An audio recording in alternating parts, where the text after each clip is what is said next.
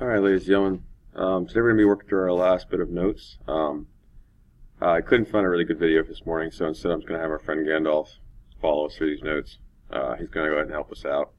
Of course, you know Gandalf from Lord of the Rings, Hobbit, the White Wizard, the Grey Wizard, great, you get the idea. So, alright, you are looking to break down, this is number 1 by the way. I know that all my classes are different spots, so just bear with me. I'll start here. If you were over here, just fast forward to there. What perfect cube can go into 16? What perfect cube can go into 54? So for the first one, it's the cubed root of 8 times the cubed root of 2. Okay? And for 54, it's 27 and 2. The cubed root of 8 is 2. 2 cubed root of 2 plus the cubed root of 27 is 3. Cubed root of 2. Because these are both cubed root of 2, you can add the coefficients out front. So 2 plus 3 is 5. 5 cubed root of 2. All's well. Okay? Sorry again, nothing I move over. Now, cubed root of 5 over 4. I can rewrite this as cubed root of 5 over cubed root of 4. Alright, before in class, I asked you guys this example. And by the way, please make sure that if you guys don't know what I'm talking about right here, you ask me in class, because next year going to pre-calc, you're going to need to know this on a daily basis. I have to rationalize it. You multiply top and bottom by root 2, you get root 2 over 2. The reason this works is because root 2 times root 2 gives you a perfect square. I need to get a perfect cube. Well, the next highest perfect cube after 4 is 8, which means I have to multiply this by 2 to turn it into 8. So I'm going to multiply top and bottom by cubed root of 2. Up top, cubed root of 5 times cubed root of 2 is cubed root of 10. Down low, this gives me the cubed root of 8. Well, what's nice is that this turns into just 2. And I'm all finished up. Okay? The whole goal is you never want to have a radicand in your denominator. So we need to just get rid of that radicand by finding a perfect cube, perfect fourth, perfect fifth, so on and so forth. Okay? I'm not showing that pass, but I'm going to move it over. Alright. 10, fourth root of 5x to the 7th, minus x, fourth root of 80, x to the 3rd. First one. Okay, we've been talking about this yesterday in class. I got 10. I can have 4 go into 7 one time. So 1x comes out. But, ladies and gentlemen, what's my remainder? Well, 4 goes into 7 one time with a remainder of 3. So I have 5x to the 3rd still under that fourth root. Minus, I can break down the fourth root of 80. It'll be 16 and 5.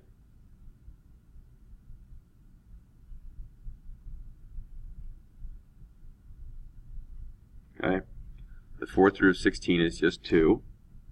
So now I'm looking at 10x, fourth root of 5x to the 3rd, minus 2x, fourth root of 5x to the 3rd. You see how everything matches up here? So I can just go ahead and subtract this. 10x minus 2x is 8x. Fourth root of 5x to the 3rd. There you go. Alright. Alright. I'm going to move Gandalf off just a little bit, because I got a few more problems to get through, and I want to make sure I get through them for you guys. Simplify the following expression. Ladies and gentlemen, this is much the same for all of these. I'm going to go a little bit quicker so I can get them all in. Alright? First one.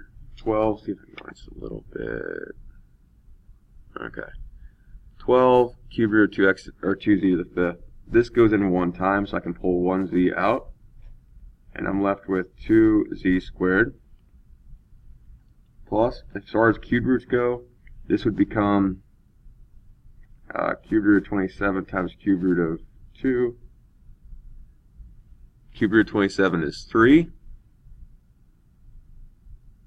So 3z cubed root of 2z squared left over.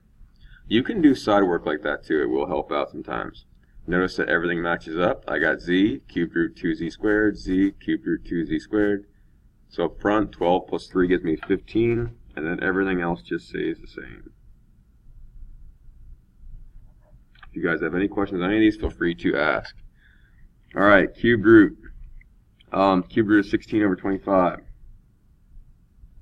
If you look at your perfect cube list, the next perfect cube for 25 would be 125. Alright, well that's the easiest one to get to. I'm going to multiply top and bottom by cube root of 5. Up top, 5 times 16 gives me 80. And then down low I have just the cube root of 125. This one's kind of neat because I have a perfect cube that goes in 80. It is 8 and 10. And down low I have just 5. This becomes 2. So 2 cube root of 10 over 5. Boom, got it. Okay. Alright. Number 6. We are foiling. Take your time. Cube root of 2a. I'm sorry, square root of 2a times 7 square root of 2a. When the square root of 2a times square root of 2a, you just get 2a. Alright? Because I cancel, just like I said, square root of 3 times square root of 3, you get 3. Over here, square root of 2a times negative 5 is minus 5 square root of 2a. In the middle, negative 5 times 7 square root of 2a is negative 35 square root of 2a. And then negative 5 times negative 5 is plus 25. This is easy. Let's see here. 7 times 2a is 14a. In the middle, these actually I can combine together because, again, square root of 2a, square root of 2a. That's an a, by the way, in case anybody's thinking that's a 9. Negative 5 minus 35 is minus 40 square root of 2a. And then plus 25. This is also in the correct form because it goes a, root a, constant. Okay? Alright. A little bit of practice with the ones we talked about yesterday, square root of 18. So, I'm going to show you guys the long way for this one. Root 9 times root 2. I'm going to write this as x to the 3 halves power and y to the 4 halves power. Square root of 9 is 3. Root 2. This I can rewrite as x. Oops, that should be a 2 right there. This should be x to the 2 over 2 times x to the 1 over 2. And this is y to the second. So now I have everything outside of it. This one, this one, this one goes outside. 3x to the first, because 2 over 2 reduced down to 1. Y squared. And then square root of 2x. If you want to do the shortcut, think of it this way. There's an imaginary 2 here. How many times can 2 go into 3? 1 time with 1 remainder. How many times can 2 go into 4? Twice with no remainder. There you go. You just have to worry about breaking down your square roots. Number 8, same thing but cube roots. Okay? Cube root of 8 times cube root of 3. And I have a to the 5/3, b to the 2/3, c to the 7/3. This becomes 2. I can rewrite this as 3/3 times 2/3. The b I can't reduce at all. And this would be 6/3 and 1/3. So, everything on the outside, I got 2a c squared cubed root 3 a squared b squared c. Easy, quick way to check to make sure you're good. All the variables inside here can't have degrees higher than the root power. That's all.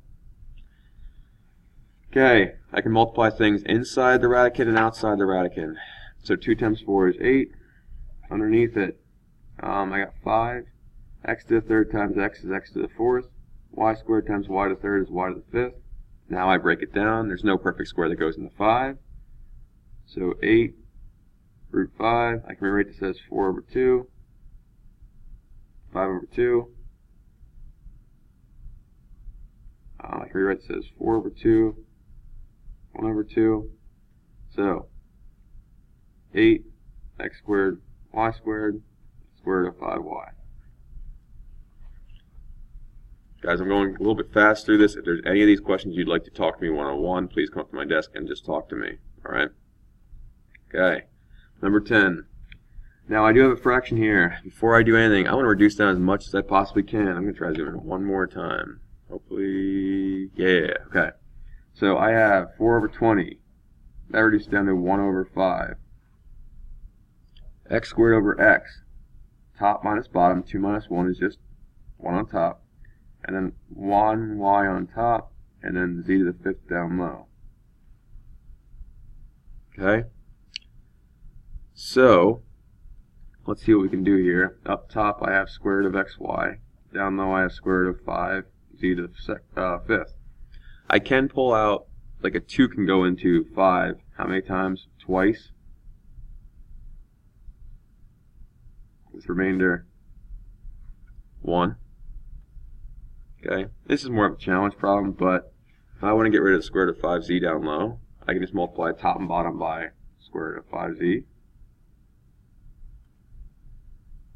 So up top, I got square root of 5xyz, and down low I have just z squared times 5z, which gives me 5z to the third. Okay. Again, more of a challenge problem, but it's the same principle as a line, it's just with a variable. I need to get rid of that square root, so all I did. Number 11, I'm going to try to reduce this down as much as I can first. So for number 11, let's see, I have 3 over 2. 3/4 minus 1 is negative 1/4. Okay. So, like so. 3/4 minus 1/2 is, see here, 1/4, positive 1/4. And then I just have a z up top. And all of that's squared. Now I can square everything. 3 squared is 9. 2 times negative 1/4 is negative 1/2. 2 times 1/4 is positive 1/2. And then this is just z squared.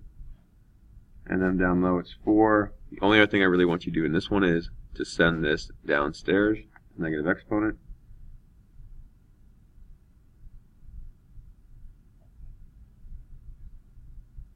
Okay. Yeah, I'm happy with that. It's good. Okay. There's only one thing I could possibly do with that problem. Again, curious if anybody sees it. Think about what we just did in the last problem. We got rid of the square roots in the denominator. Because this is x to the 1/2 power down low, I could multiply top and bottom by x to the 1/2. But, okay. Finally, number 12. You kind of work inside out here. Good Eve 6 song. So over here to the right, I can do this first. This stays square root of 5y plus square root of 9 is 3. Down low, the square root of y squared is just y. Just like fractions, you add the tops, you keep the bottom. So it's square root of 8 over y. Okay. I can break this down to 2 root 2 over square root of y. How do I do that? In case anybody's wondering, it's root 4 times root 2. Okay. And finally, I didn't do this in the last one, which I should have done. I'll go back and do that if I have time. I'm going to multiply top and bottom by root y. This gives me 2 square root of 2y over square root of y times square root of y is just y. Which over here, just to show you guys, again, I can multiply top and bottom by x to 1/2. That would get me x to the 1/2 up top. And then down low, I get 4 to the x. That's all that happens there. But, yeah. Okay. So, a lot going on here. I totally understand that. Alright, I'm hoping this video helped you guys out a little bit. If you need me to, as a class, go over any of these problems, I totally understand. If you guys flip to your back, alright, the homework here is about, let's see here, 8 problems and then 1, complete the following. This is more of a challenge problem at the bottom here. But take the same properties, okay? Use your notes. Use the properties. Use the perfect squares, cubes, fourths charts, okay? We're going to do this today. We're going to do this tomorrow. And we're going to just get some practice with it. This is just going to take time to get used to, alright? So take your time, work through it, ask questions, and as always, good luck. We're all counting on you.